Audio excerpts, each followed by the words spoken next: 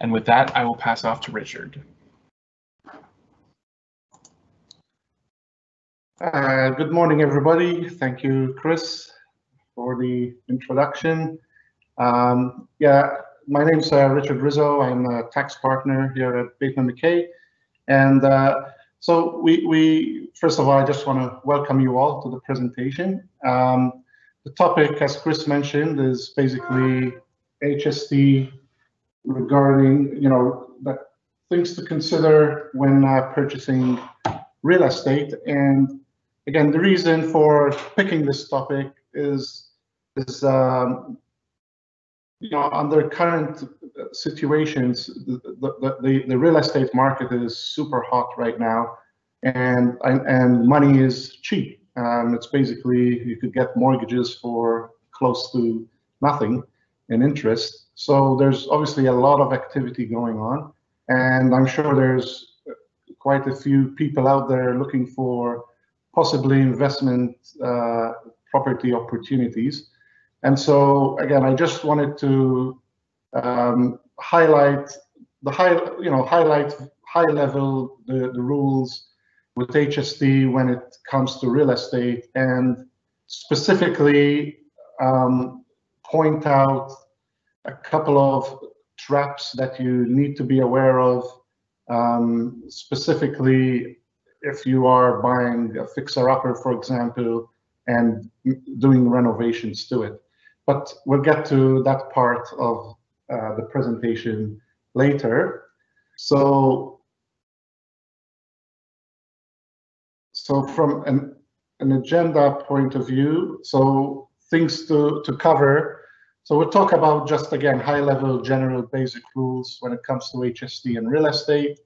We'll talk about vacant land, what are the implications, buying and selling of vacant land.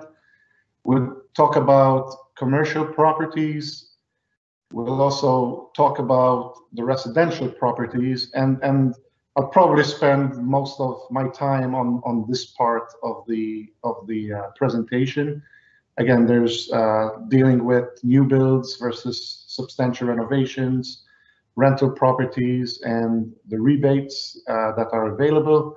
And then also spend a little bit of time, but also very important topic is vacation rental properties. So essentially, if you purchase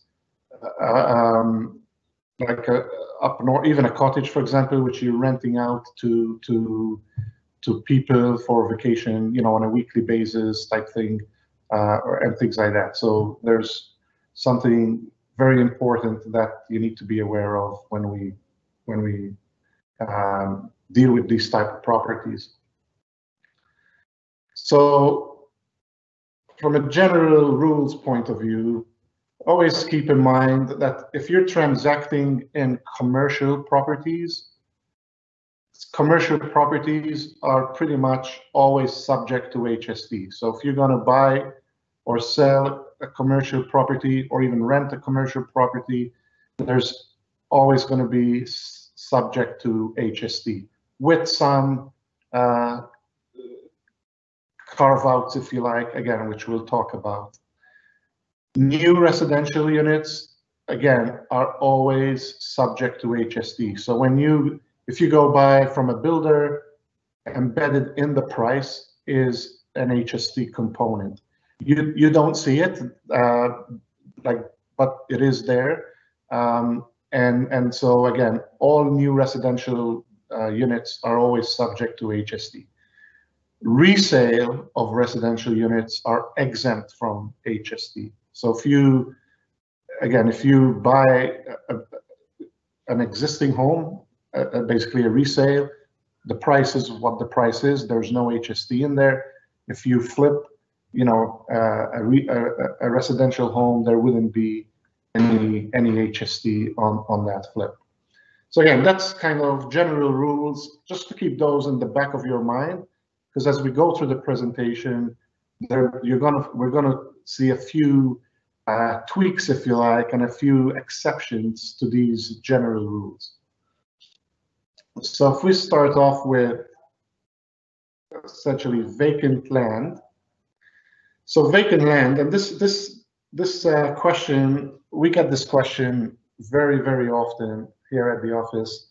You know, and whether it's an individual or a corporation, they own vacant land and they're going to sell vacant land, or you know, they're going to buy a piece of vacant land and they come to us and say, you know, the vendor's saying I need to pay HST on this. Should I be paying HST on this?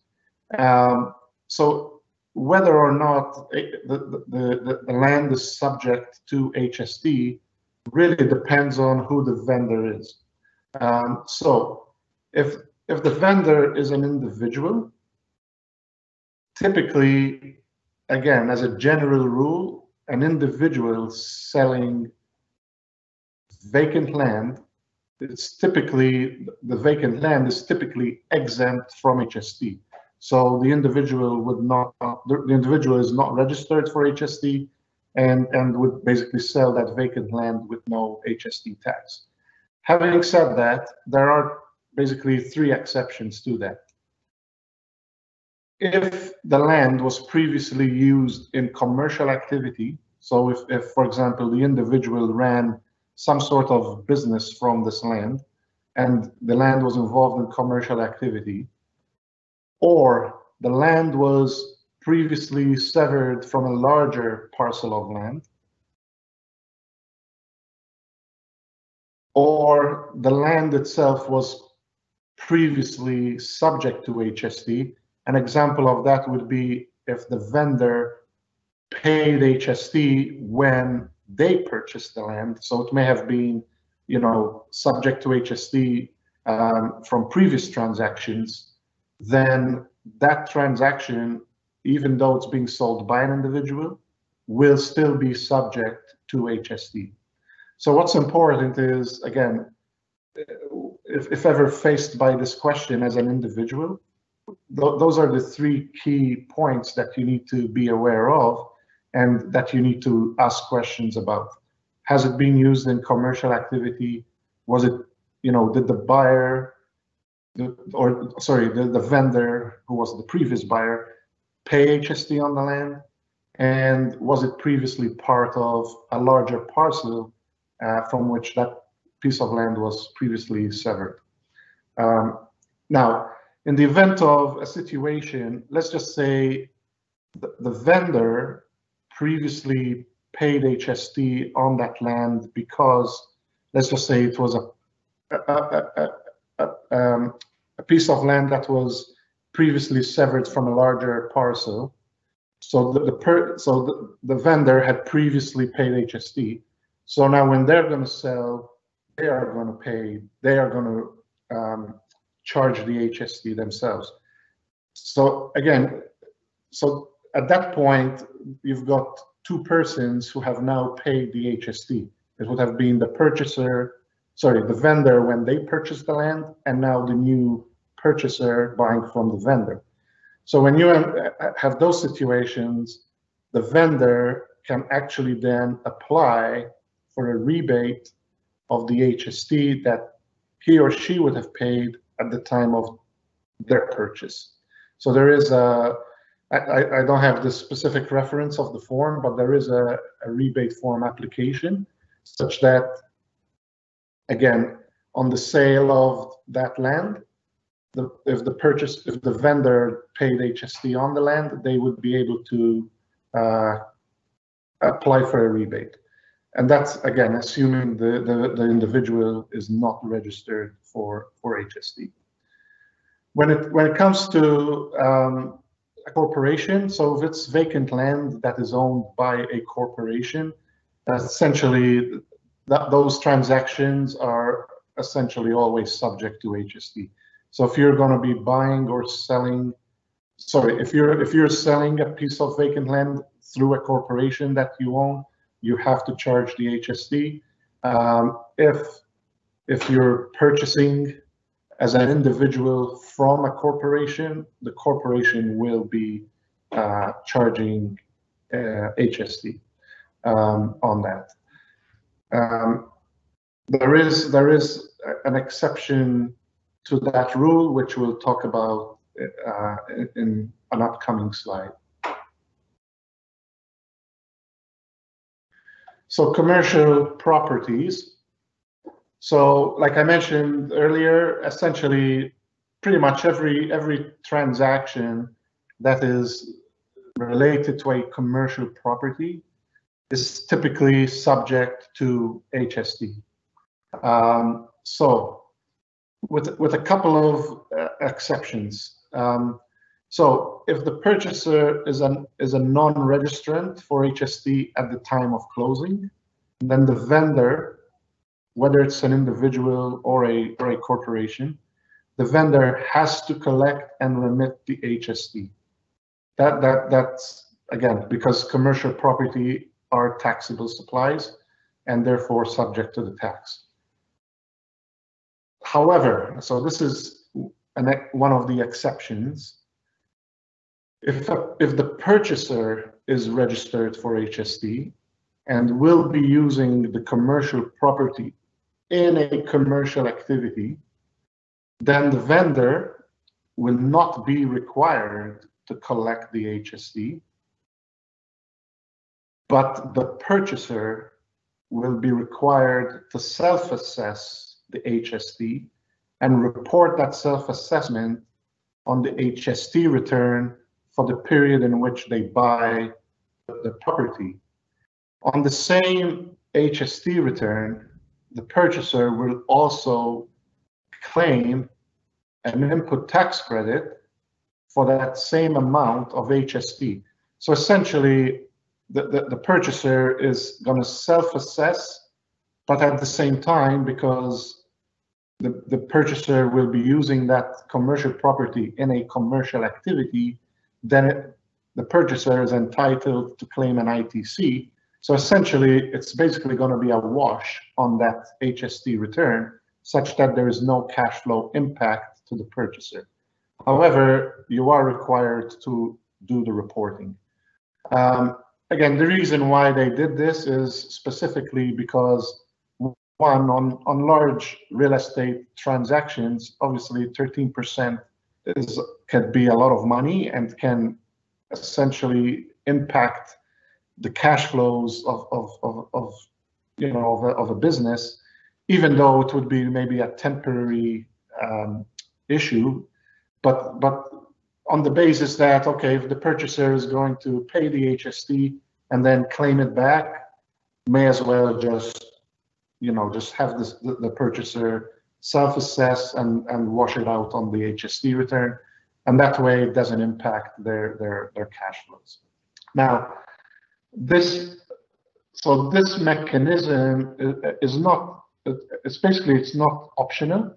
It is actually regulated by Section 221(2) of the Excise Tax Act, which regulates the HST. Again, just for a bit of background, the HST provisions are governed under the Excise Tax Act. There are a specific range of provisions that deal specifically with HST. And so this self-assessment requirement is basically found under Section 221 sub 2 of the Excise Tax Act. So again, and so going back to the vacant land situation, again, so if the buyer in this situation is a registrant for HST and will be using the vacant land in a commercial activity, whether it's going to be farming, whether they're going to build, I don't know, a block of condos and sell them, or whether they're going to build commercial offices, as long as they're going to, if the buyer is going to be registered and will be using the land in a commercial activity, then again, you could use the exceptions under Section 221(2) to use that self-assessment reporting requirement. So when it comes to rental income. So again, let's say you do own a commercial property and you're going to rent it. Again, rental income received from a commercial property is subject to HST. Again, you can claim input tax credits for any HST you pay on expenses incurred to earn that rental income. So again, if you've incurred, for example, as a landlord, you've incurred some repairs and maintenance, you needed to fix up certain things for your tenant, and there's HST embedded in those expenses, you'll be allowed to offset the HST you pay on the expenses against the HST you collect on the rental income. Now, another question that comes up pretty often is whether HST is also payable on what we call additional rent. So let's just say the rental agreement outlines and say there's a basic rent of, for example, $1,500 a month plus compensation, if you like, for or reimbursement for property taxes, and then, you know, so and common parts, for example, or things like that. So if the rental agreement specifically says that, you know, the tenant is obligated to reimburse the landlord for a share of the property taxes, those expenses, even though technically property taxes is not subject to HST, so when the landlord pays the city the property tax, there is no HST on that. But if the tenant is kind of reimbursing the landlord for part of their share of that expense, that is considered to be additional rent and is subject to HST. So the landlord has to collect HST on those amounts too. Now, if, however, the obligation of, for example, the property taxes is transferred directly between the lessee to the city, as opposed to, so now it's the lessee that has the responsibility and the obligation and is liable to the city to pay that taxes, then HST wouldn't apply on that. So again, it's a matter of if it's the landlord paying the city and charging the tenant, then those costs are subject to HST. If the obligation is shifted with the city onto the tenant, then the tenant pays the city directly, then there is no HST applied on that. Okay. All right. So moving on to residential properties.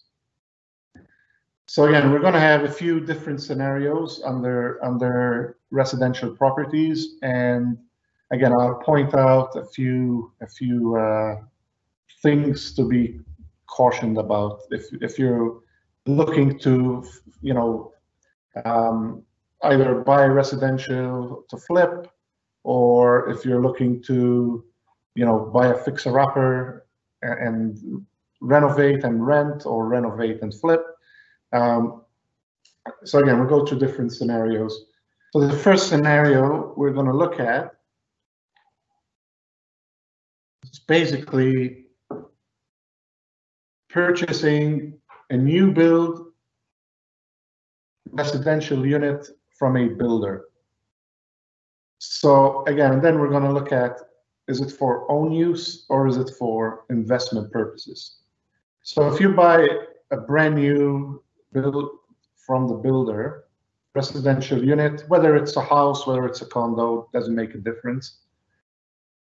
If you're buying that for your own use, again, the price that the builder is giving you already factors in HST. So when they advertise and say you're going to pay $500,000 for this unit, that $500,000 is inclusive of HST. It is also inclusive of what we call a new housing rebate.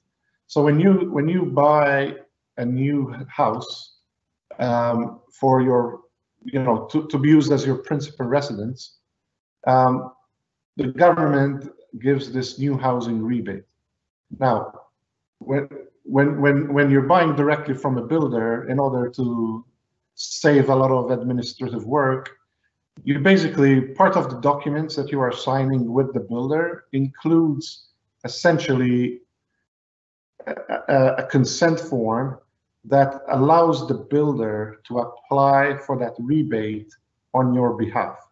So instead of the builder charging you the full HST, and then you pay the builder, and then you have to apply to the ministry yourself directly to get this new housing rebate, the builder factors the rebate into the price, and then the builder applies to the ministry to get that reimbursement, if you like, for the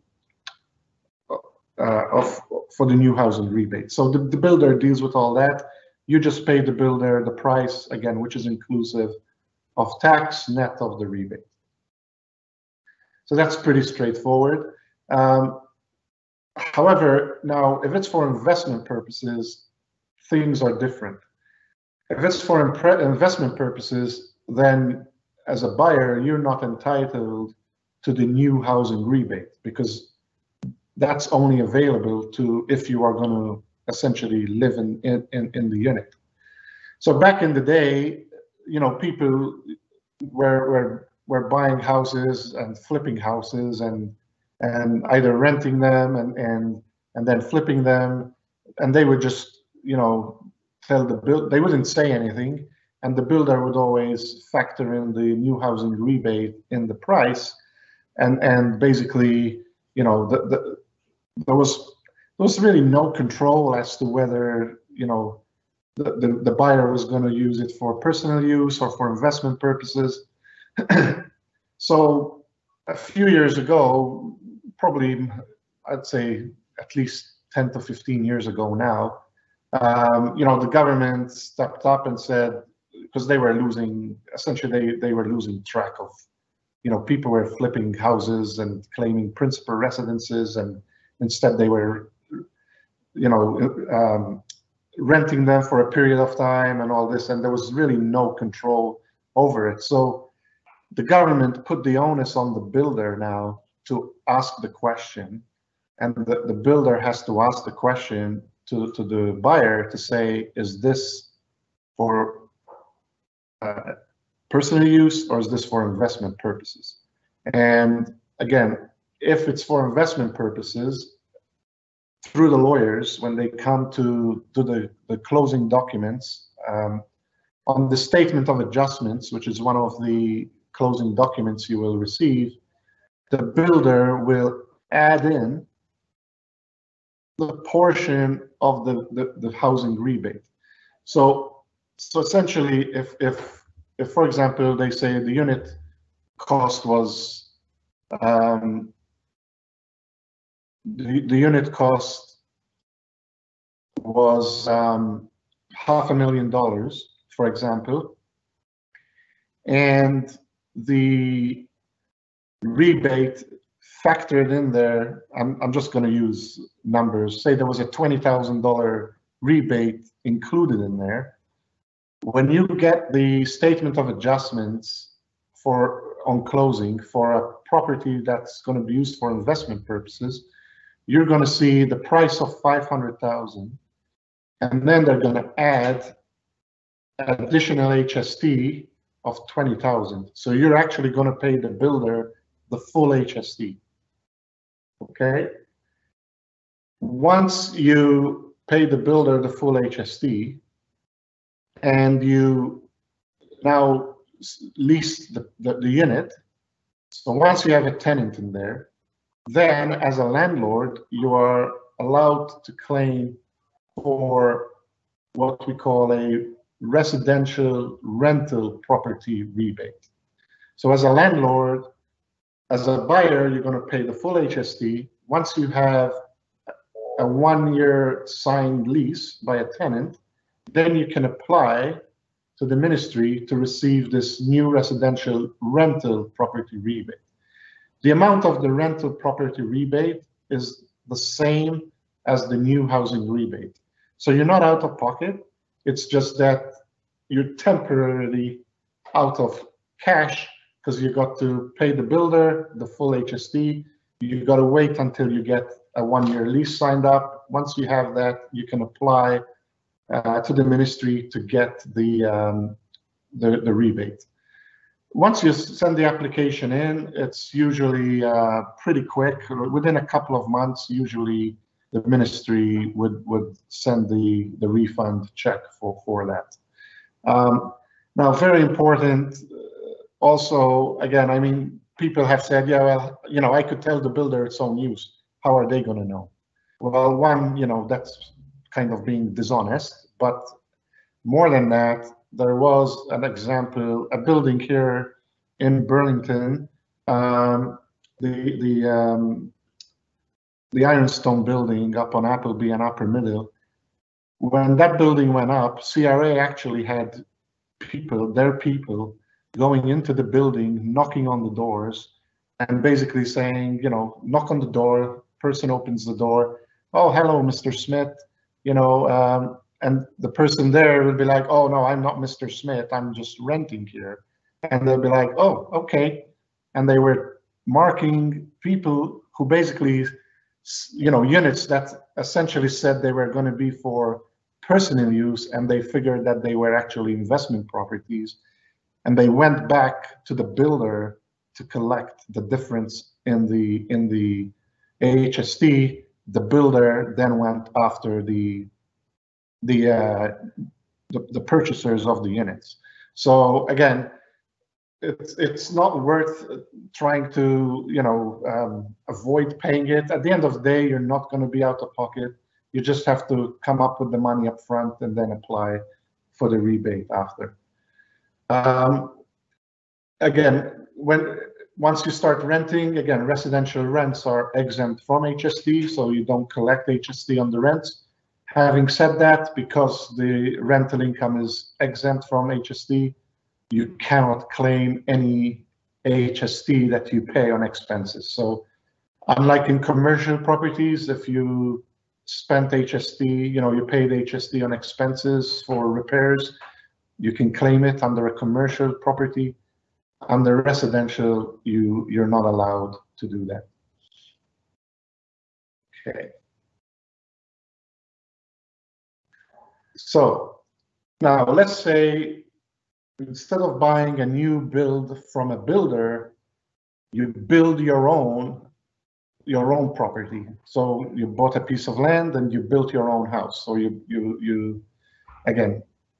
building something for yourself. So you contract a builder, you make your own designs, you make your own plans, and you build yourself. So for HST purposes, under these scenarios, you are considered to be the builder, even though you are not, you know, you're contracting a builder to build, but for HST purposes, you are the builder. Now, so if you want to build yourself a new home where you're going to live, then again, you buy a piece of land, you contract a builder, they build a house. When you're building that house, obviously you're incurring HST. Whether there's HST on the land depends who you bought it for. Again, going back to the vacant land conditions we looked at before, definitely on the contractors that you're hiring to build, their services are going to be subject to the tax. Okay, so you build a house. Once the house is ready to be occupied, and you have from the city, you have the occupancy certification, then you can apply for a new housing rebate for owner-built houses. So essentially, you're allowed to claim part of the HST that you would have incurred on the build. It's not a lot of money. We'll talk about the amounts. I have a specific slide on the rebates, but there are forms. So it's the GST 191 form. That's the application form for the HST rebate. And the GST 191 is WS is a worksheet. In the worksheet's actually pretty detailed. You've got to lay out, you know, the contractor costs for excavation, land excavation, and then framing and flooring and windows and roofs. Like, it's very detailed. And again, it really comes down to how many, whether you hired one contractor to build the whole thing or whether you had multiple contractors doing various parts of the build themselves. But basically, again, you buy the land, you build, you're entitled to receive a rebate up to a certain amount on that build.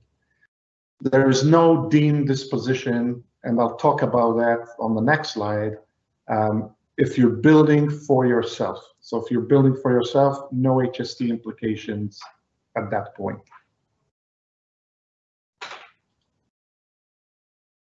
If you're now, if you're building a new place for investment purposes, so let's say you bought a piece of land, you're gonna build a home, or you're gonna build a block of condos, and then you're going to rent them.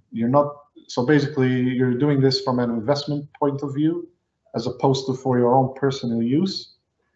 Like I mentioned, now you're deemed to be a builder.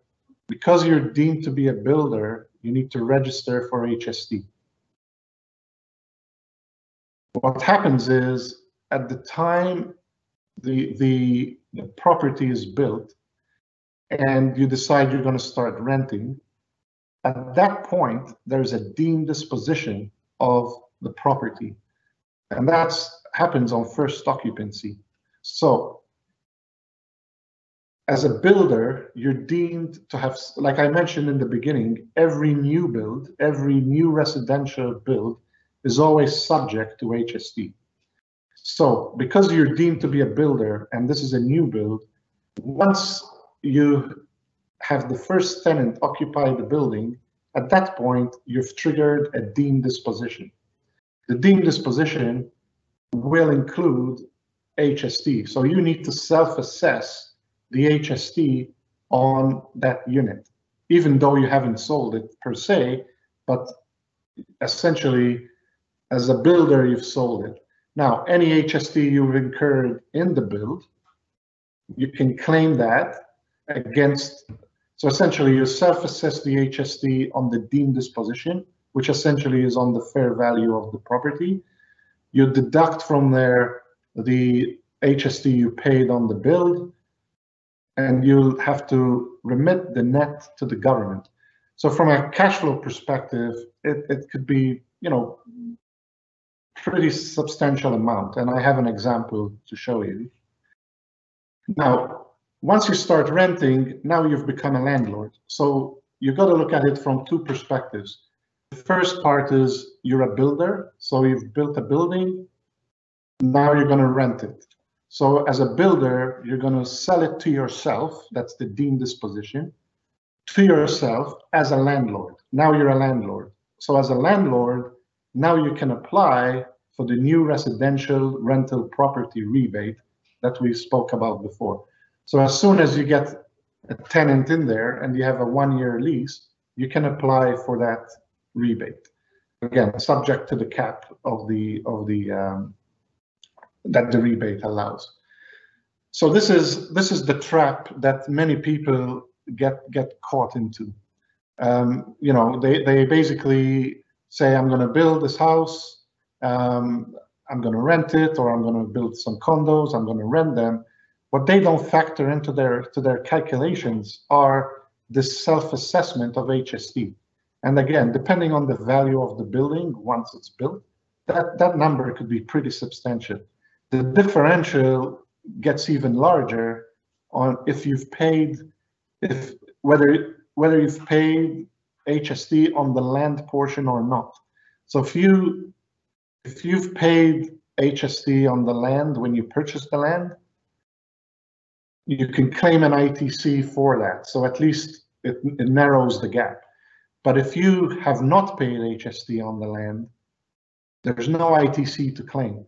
But the self-assessment is going to include HST on the total value of the property, including the land. So again, there could be some significant differences there. So again, it's really just to be aware and make sure you factor in the HST component when you're doing these type of builds for investment purposes, because it could set you off on your cash flow. It could impact it pretty significantly. Now, again, so let's say now instead of so you're going to build a new build. So again, this is you building. So you're not buying from a builder, you're building a unit to flip it. So you're not going to rent it, you're going to flip it. Same thing. Now you are a builder. Again, you're deemed to be the builder. Like I said, even if you contract an actual builder to build it, for HST purposes, you are the builder. You register for HST. You must collect and remit on disposition. And obviously, you're entitled to claim the ITCs on any HST you paid on the bill. So this scenario is no different than you buying from another builder. It's the same, exactly the same thing, except you're the builder here. So once you sell, you charge the tax. Again, and keeping in mind, again, the price is what it is, right? So the market's going to dictate the price, and the price is going to be inclusive of tax. So when you're doing your estimates for your profit analysis, just make sure to apply or consider the HST implications, because that will impact your bottom line. Could be significant. So let's talk about substantial renovation properties now. So the last couple of slides we're dealing with new builds. So now let's talk about people who buy fixer-uppers, if you like, and then decide they want either rent them or sell them. Again, and this is key, this is important.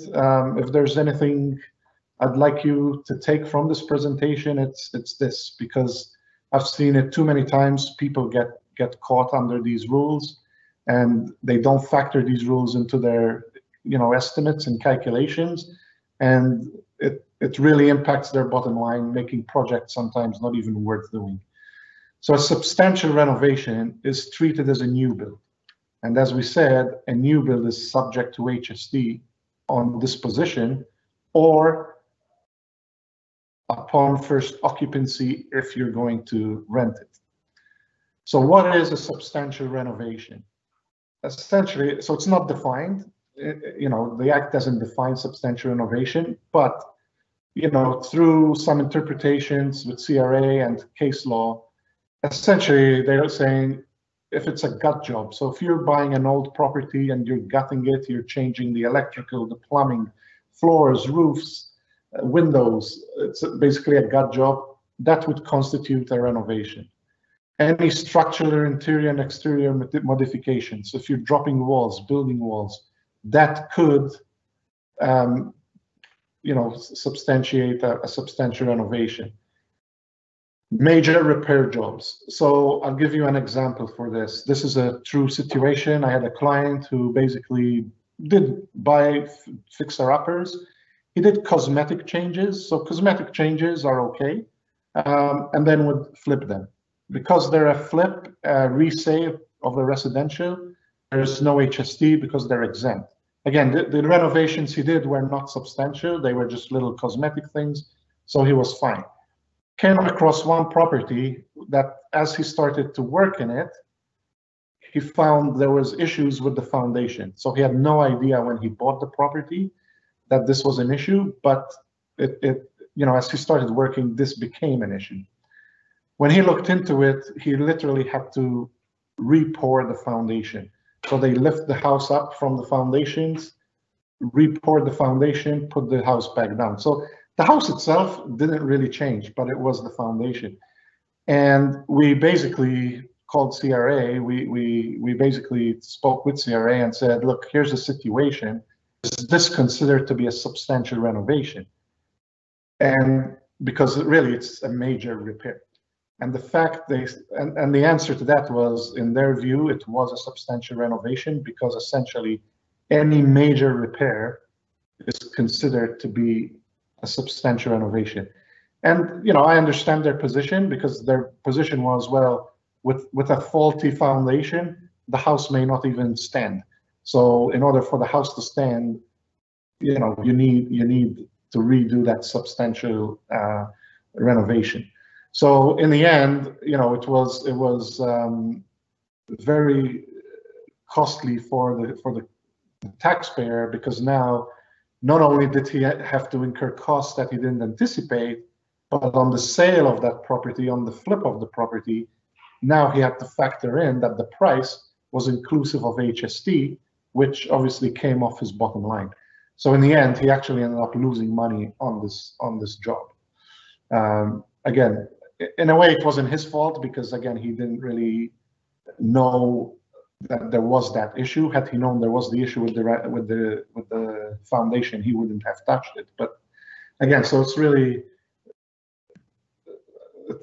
just be cautious. And then sometimes, you know, you may be treading a fine line of whether is it substantial or is it not, you know, depending on how much work you're putting into the building or into the home. You got to be careful, you know. Again, if you're not sure, you're best to consult with CRA and see, or at least your accountants, just to see, you know, where you stand, and, you know, could you, you know, if you treat it as a cosmetic renovation or not substantial, could CRA possibly challenge it and things like that. So sometimes treading that fine line could be a bit dangerous.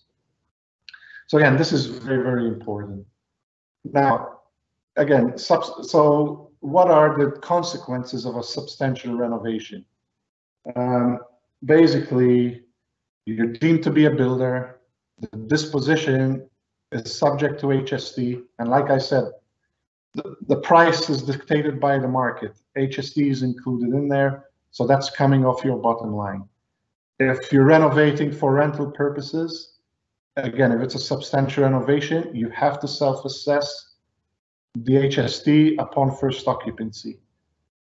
You can claim the ITCs for HST you paid on the renovations.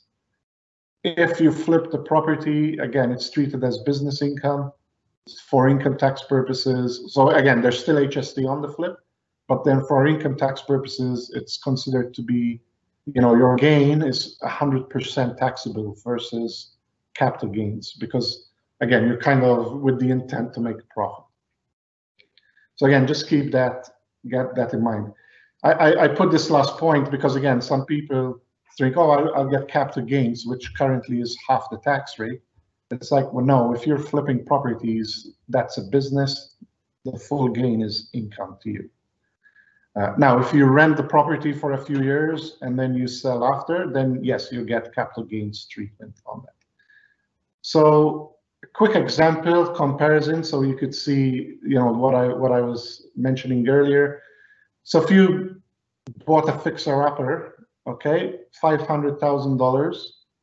So let's say a resale of a home, that's considered to be, let's say we're treading a fine line here. So we're saying if we treat it as a resale of a residential property, and then the other column is what if it's considered to be a substantial renovation. So you buy a fixer-upper. The fixer-upper is a resale of an existing home. So when you buy that property, you're not paying HST on that. You bought it for $500. You put in renovation costs inclusive of HST of $250,000. So your total costs are $750,000. If you sell that as a resale of residential, so again, on the basis that it's considered not to be a substantial renovation, You sell for 950, you've made a gain of 200,000. So that's your profit, okay? And let's just say that's before commissions and all that stuff, okay? So, but just looking at your costs and selling price. If you look at the other column now, if it's considered to be a substantial renovation, your cost is going to be the 750. You can deduct the HST paid on the renovation costs, the 250,000. So because that HST, you can claim it back. So your costs are going to be 721. Your selling price is 950, but that 950 now is inclusive of HST because it's a substantial renovation, which is treated as a new build. So if we back out the HST from the 950 and we factor in the save, let's just say the HST we're claiming on the renovation costs, your gain now is down by $90,000. So you're down to 119. So again, basically that $90,000 HST impact is coming out of your bottom line. When you factor in, you know, realtor commissions, legal fees, you know, that 119 could even be as low as now 50,000. So you really got to be careful and make sure, you know, you're aware of the HST implications. I had a client who was in a situation where after we factored in, again, all these implications, he ended up in a loss position. It was a project that was not even worth his time and money in doing. So just be really careful when dealing with that. So just to talk about the rebates again, so like I mentioned, if you're buying a new build, there's that new housing rebate from a builder. If you're buying and leasing, then there's that new residential rental property rebate. So the calculation for these two rebates is pretty much the same. There's the GST portion, which is maxed out at 6,300. So it starts at 6,300, regardless. You know, if you paid $1 million for this property, you're still starting at 6,300. The GST portion is scaled down. There's a grinding mechanism to it, which starts at when the property is worth 350,000. There's a grind to this such that once the property is worth 450,000, the GST portion is ground down to zero. So reality is, with today's prices, the rebate on the GST portion is typically nil because properties prices have been so much higher than this right now. The provincial portion is of the HST, which is that 8% portion, that you're entitled to 75% of the PST portion. So 75% of the 8% capped at $24,000. So there's no grind to it. But you're capped at 75% of the 8%, capped at 24,000. So most, again, under today's situations and property values, typically that's the 24 is what the rebates are coming out at. If you build for yourself, so an owner-built house, so this is the new housing rebate for owner-built homes that you're going to live in as your principal residence. It's the same thing with one differential. So the GST portion is exactly the same, starts at 6,300 with a grind. Once the value of the property is more than 450, you get zero on the GST part. On the provincial part, it's the same. It's 75% of 8%. Capped at 24,000 if you paid HST on the land. If you did not pay HST on the land, then the cap is at $16,080. So again, and those are typical now, the rebates that a person would be entitled to.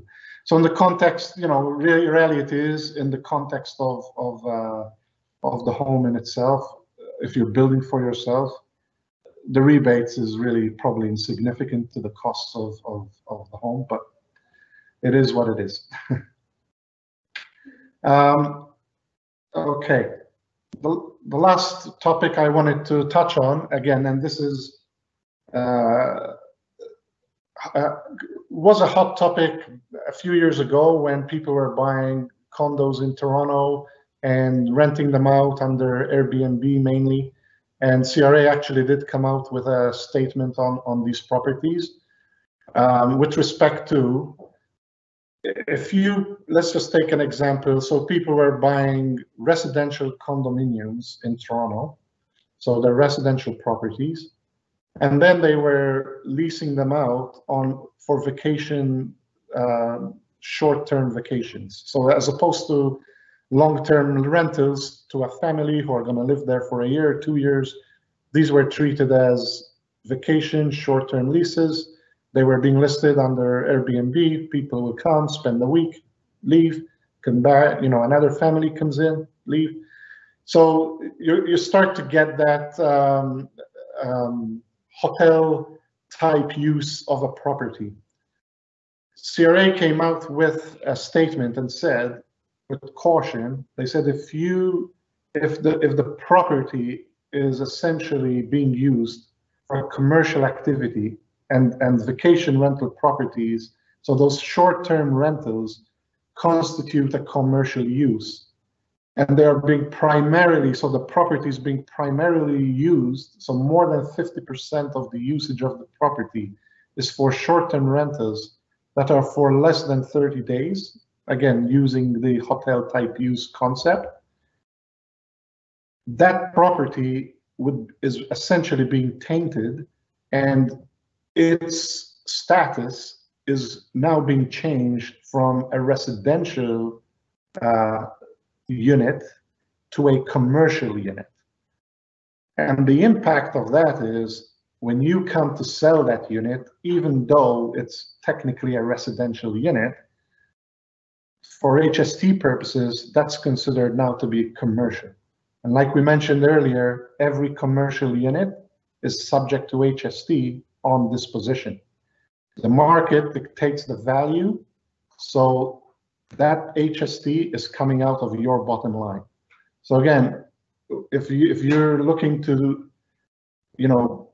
have any residential type properties for short-term vacation type rentals, be aware of these rules because it could taint your property status for HST purposes on a disposition of that property. And with that, that's the end of my presentation. And I'll just hand it back to Chris and see if there's any questions right now. Thanks, Richard, and thanks to everyone who was able to join us today. We hope you learned a lot from this webinar. We do these breakfasts with the tax teams every few months, so keep an eye out for another webinar following personal tax season. Make sure to follow us on LinkedIn for all of our blog, webinar, and other available information covering tax, accounting, and everything about Bateman MacKay. Please direct any questions you have to the Q&A section of Microsoft Teams here, and if we do not get to your question, please send them to me when I send out the slides and the recording following the webinar. It looks like we do have a few questions here that Richard can address for us. Yeah, okay, so the first question I have is, does residential include a multi-residential apartment building? So the answer to that is yes. Again, if you're building or buying a residential apartment building, they are, again, if it's a resale, they should not be subject to HST. If you are building a multi-residential building and then going to sell the properties, again, on sale of the property, those would be inclusive of tax. So you have to collect and remit the tax. If you're going to be renting the building, then again, you're subject to the self-assessment rules upon first occupancy of the units. Another question, the builder purchase also apply in BC? So the answer to that would be yes, because the the builder provisions, again, are regulated by the GST, HST provisions, which are federal law. So under federal law, again, BC, there's no exception to that. So yeah, the self-assessment rules from a GST perspective would apply.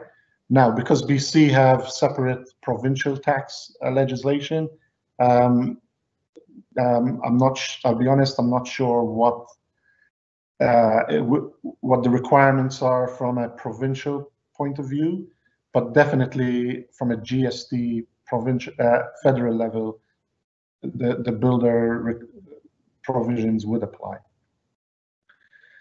Another question, if I am the builder, what happens when I sell? So again, as I mentioned, if you're the builder and you're selling, if you're selling a new build, the price is inclusive of tax. You have to remit to the government the HST component that's factored into the price.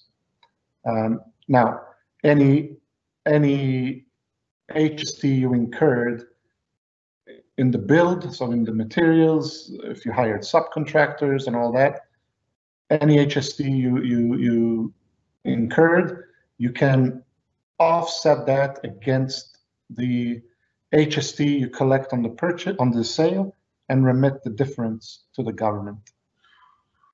And then let's see here. Another question, you mentioned the example of a flipper of homes who make cosmetic renovations. Can you speak to the issue of intention and how intention of engaging in an adventure of trade impacts the HST treatment? So again, I mean, the nature of trade is really for looking at that is more from an income tax perspective. If you're looking for making a profit, in the adventure, in the nature of trade, obviously those gains / losses, if you have any, are subject to the income tax rules. From an HST perspective, again, if it's a cosmetic flip, there's no HST on a cosmetic flip because that's a resale of a residential property, and resale of residential properties are exempt from HST. Any HST you incurred in the cosmetic costs, in the costs, obviously are a cost to you. You cannot claim those back because, again, if the sale is not subject to HST, then obviously the HST you incurred on the costs are a cost to you, and you cannot claim that back. I'll go over a couple more.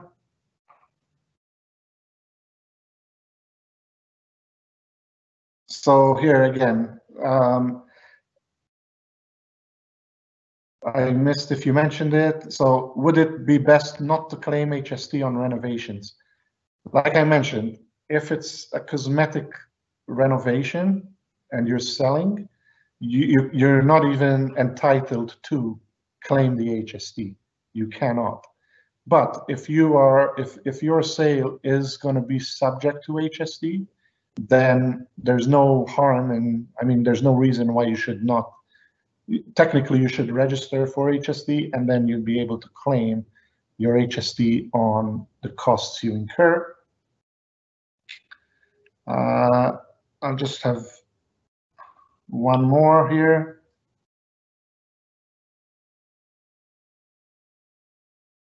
I purchased a pre-construction condo and it will be registered soon and I will take ownership. Am I eligible for an HST rebate? So again, as I alluded earlier in the presentation, if you purchase the pre-construction condo for your personal use and you are going to use this as your principal residence, the price you bought the unit for from the builder would already or should be already net of the new housing rebate. So that's already factored in there. If this is a pre-construction that you are going to rent, so you're going to have a tenant in there, the builder on closing will charge you the full HST. So they will add back and it will be a separate line item on the statement of adjustments. They will add back that amount of the rebate. So you will pay the full HST to the builder. As soon as you have a 1-year signed lease, then there's a form, there's a process where you can apply for the new residential rental rebate as a landlord. Again, and we can assist you with those applications, but you will need to submit with the application, you need to submit a copy of the closing documents from the builder. You need to send a copy of a 1-year signed lease also. And you get up to, I believe it's up to 2 or 3 years to make that application for the rebate. But you definitely need a 1-year signed lease. And I think, let me just see.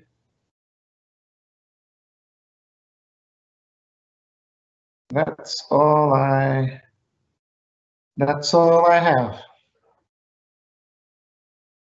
Okay, so at this point, I think I've answered all the questions. Oh, I have one more question came in. So I have bought a 20-year-old home that I will move in shortly. I will live there and do major renos. If I sell before the 1 year of ownership, am I subject to capital gains? Okay, so this is a principal residence exemption type question, more income tax related. Again, so if you're doing a major reno, substantial renovation, and you're going to live in it, one, if it is considered to be a substantial reno, one, you should be entitled for again, the HST new housing owner built rebate. That's HST. Now, with respect to if you sell within 1 year, that really is there's no hard rule on that. Back in the day, CRA used to say, you got to live in it for at least 2 years. That's not law. That was just a position they had. That position is no longer their position. They treat every situation on an individual basis. If they see that you moved into the property, you've changed your mailing address, your driving license address, everything to that home, and then you decided to sell it within a year because you didn't like the neighbors or you didn't like the area or something happened, you should be eligible for the principal residence exemption.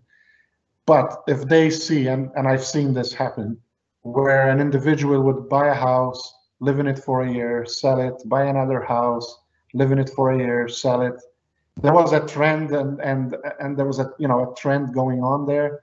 CRA disallowed all the principal residence exemptions and said, this is a business. You are in the business of flipping houses, and they charge them tax, not even on capital gains. They charge them tax on the full gain of the flip. So again, my advice would be the longer you can stay in the home, the better, because it does optically give a better optics with CRA. Unless you have a good valid reason, circumstances in your life have changed to the point where, you want to move on from that house. Okay, and I believe that's the last question I had. If there are any other questions, feel free. You have my email there on the screen and my phone number. Email would be preferred. Feel free to send me any questions. And with that, I will call this presentation over. Thank you for everyone, and have a good rest of the day and rest of the week. Thank you very much.